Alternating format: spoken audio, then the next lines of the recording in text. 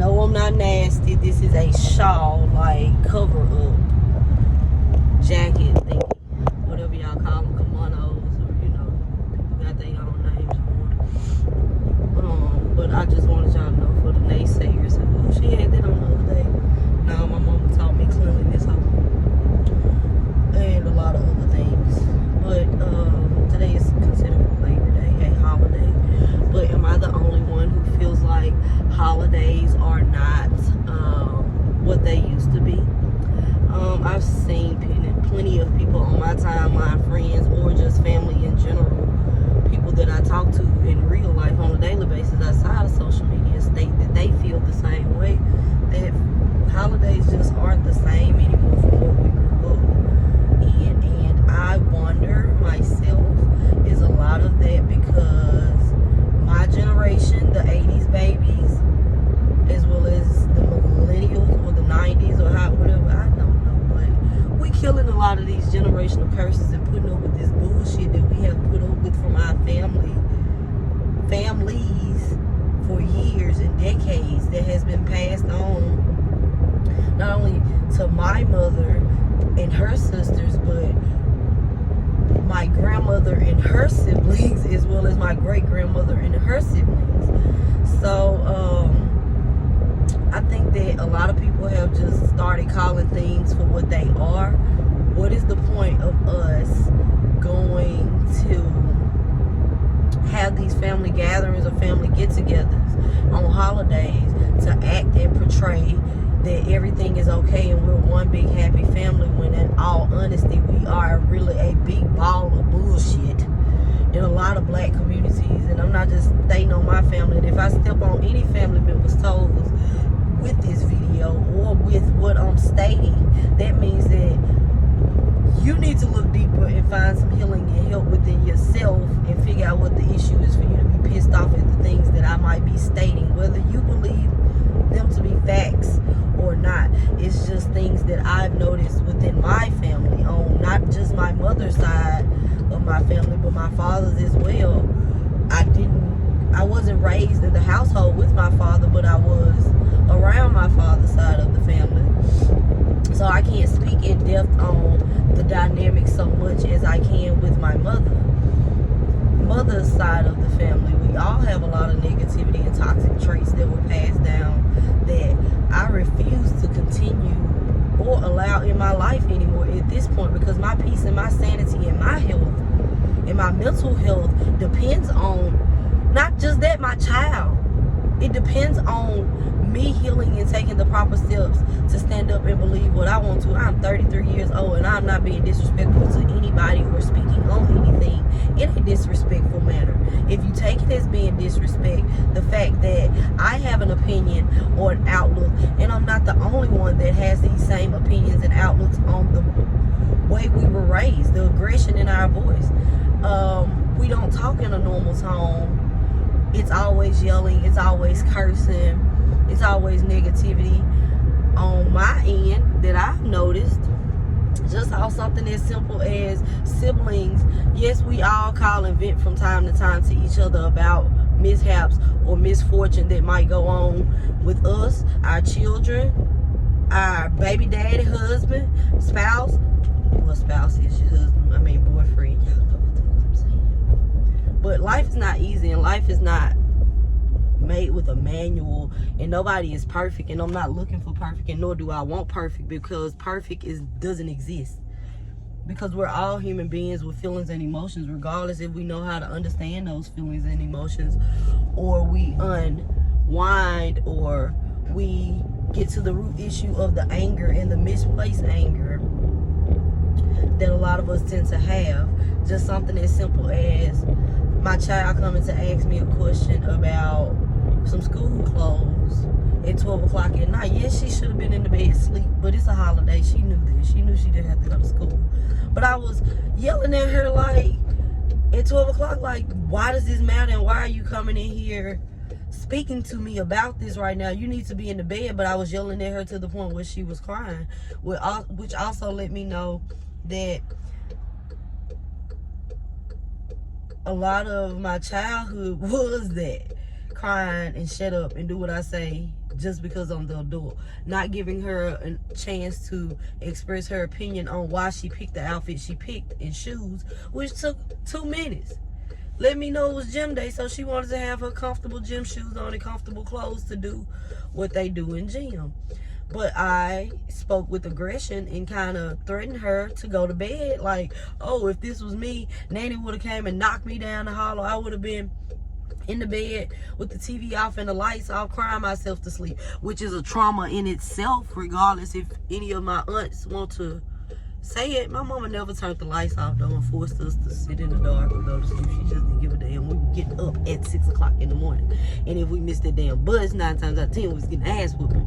And I understand that now because my mother stated and let us know it was time to go to bed, and if we didn't go to bed, she didn't care if we stayed up until the sun came up. We still were going to school.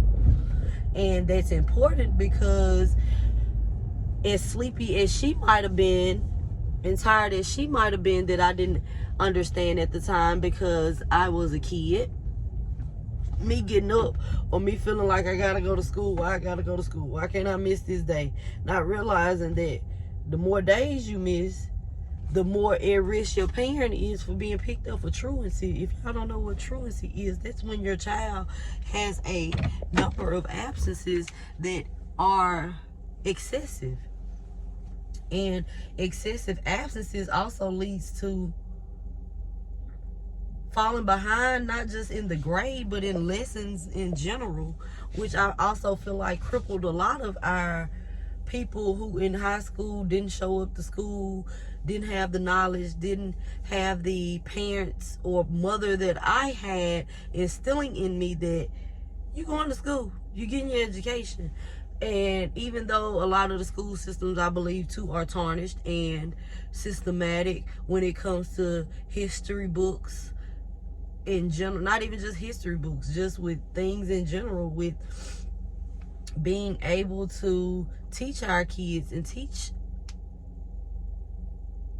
not just our kids, like Caucasians, Indians, Asians, whatever your ethnicity is.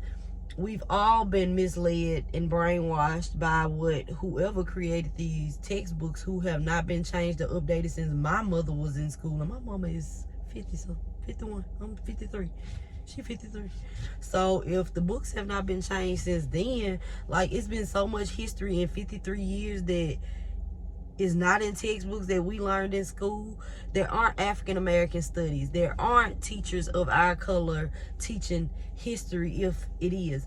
And if they're off curriculum and teaching us things that aren't in the textbook, or what the white man has made society believe is the only truth, how can we expect our kids to know any of that? But as well as, if you don't get up and go to school, how can you learn anything? How can you pay attention? Or even if you pay attention and you read what they're telling you, you don't believe or you don't understand, you can't read for your own knowledge, or you don't take the initiative to read for your own knowledge because you're so caught up with, okay, I'm not going to school today, my mama don't care, my mama don't give a damn, until you're 15 or 16, either selling pussy or selling drugs.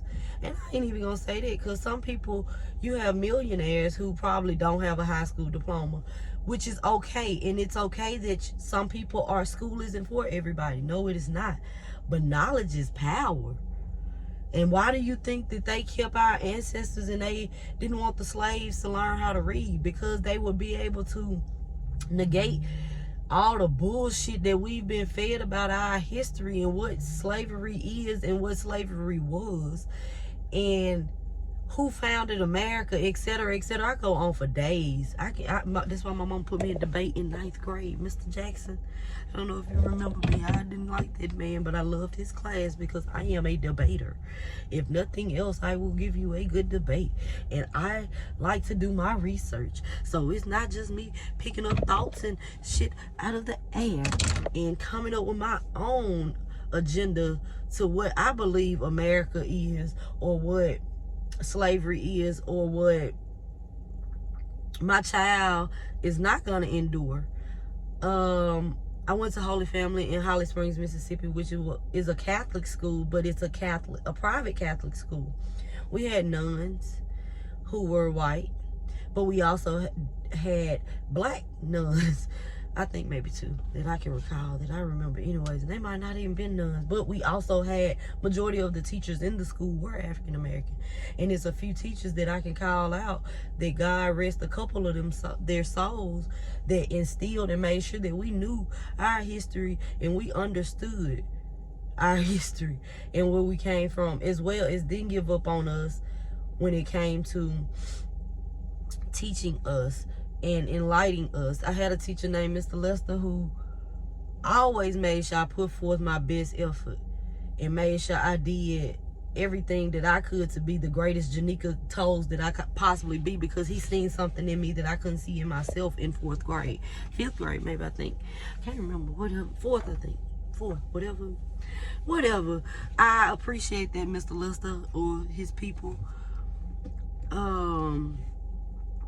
To know that he was a staple in the community. Not only his wife was bringing a child care and bringing jobs and providing daycare for parents to be able to go to work, school, or whatever it has been. So they were staples in the community that passed on generational gems, not only to me, but I pray and hope to their family as well and their kids.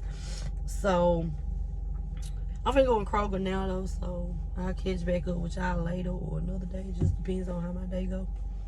But it's just some things I want to talk about that needs to be talked about, that is not talked about enough, that has been forbidding in a lot of African American communities and households for years. So I love y'all, and there ain't nothing y'all can do about it, regardless of how y'all feel about me, about my opinion and my thoughts. They are mine, and nobody can take that away from me, and I will not allow anybody to take that away from me. Mother, father, sister, brother, aunt, uncle, whatever, because I am 33 and I'm an adult, and I have did and I am doing the work to become a better person. And no, I'm not trying to be perfect, nor am I perfect. And as I stated earlier, I don't aim for perfect. I aim for understanding and concern and pure, genuine happiness. And a lot of times that is put into people in materialistic items. But once you go buy that personal pair of shoes and put that outfit on, and you get them likes and them comments and the praises for looking pretty, the inside ain't. Because we so torn and tarnished in life that we go off of what happiness is, off of what our parents feel like happiness is, or what happiness to them, or what makes them proud, when in reality it is this mold that they've created for us to become who they expect and want us to be, when that might not be who God has called us to be, or what God even aligns us to do in life. And if you go against God, you'll never be blessed, and you'll always feel miserable. So I love y'all. Holla.